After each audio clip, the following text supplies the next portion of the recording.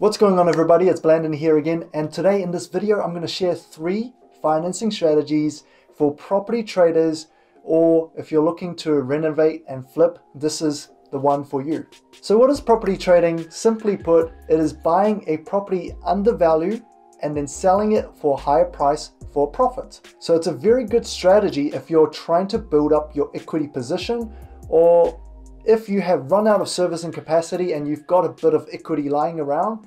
It's a good strategy for that situation as well, because you can access the second tier lenders who will lend you money without looking at servicing capacity and just purely on the equity position. So by property trading, you can still build up more equity to pay down your debt position and try free up that servicing capacity again. Now you stay till the end. I'm also gonna share with you who I would recommend as a property trader mentor. So here are the 3 financing strategies. We're going to split them into 3 categories: low deposit, medium-sized equity position, and high equity position.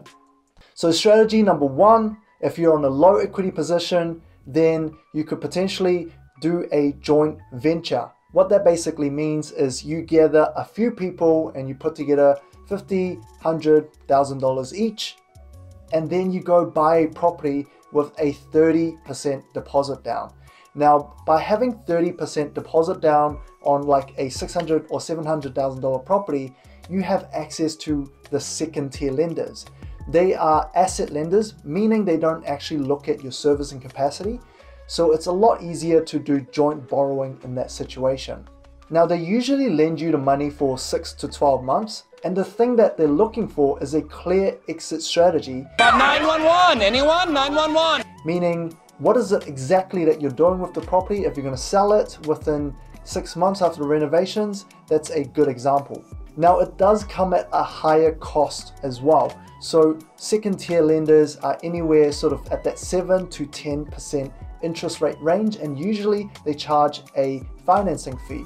So it's very important, if you're trading with a second tier lender, you're looking for deals that have a very high margin to make sure you can cover financing costs, renovations cost, and agent's fee when you sell the property. Strategy number 2.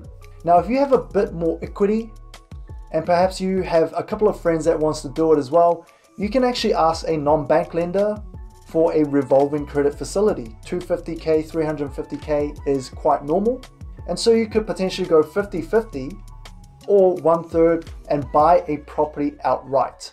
This way, the funding's a lot cheaper because non-bank funding is usually starting at that 3% mark and sometimes up to around 5.5%.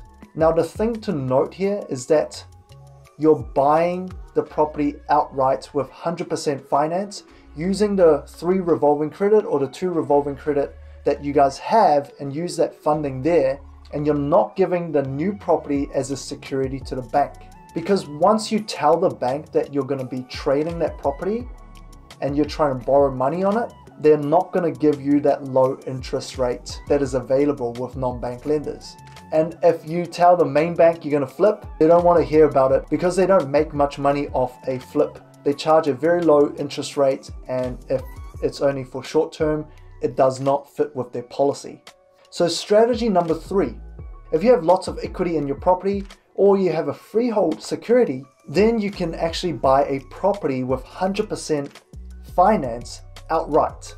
And in that situation, you want to just use the equity in your property and not give the new property that you're about to trade as a security. So once you've done your renovations and you sell that, then you can put the money back in your mortgage, and you're going to make sure it's an offset loan. So now that money is ready to go for the next trade. And so once you're in that situation where you have a big deposit available in your revolving credit or offset loan, then you could actually have multiple trades going at the same time. You can settle multiple properties with second tier lenders. Now, alternatively, if you run out of servicing capacity and you have a freehold security, you can just give that security to a second tier lender. They will then give you 100% financed for the new property, and you just be able to renovate, sell, build up a bit more equity to pay back your existing loan to free up more servicing capacity. And there you have it, folks. Those are 3 strategies you can use for property trading. If you learned something, please smash the like button for the YouTube algorithm. And as promised, the one property trading mentor that I would recommend is Asset Lab.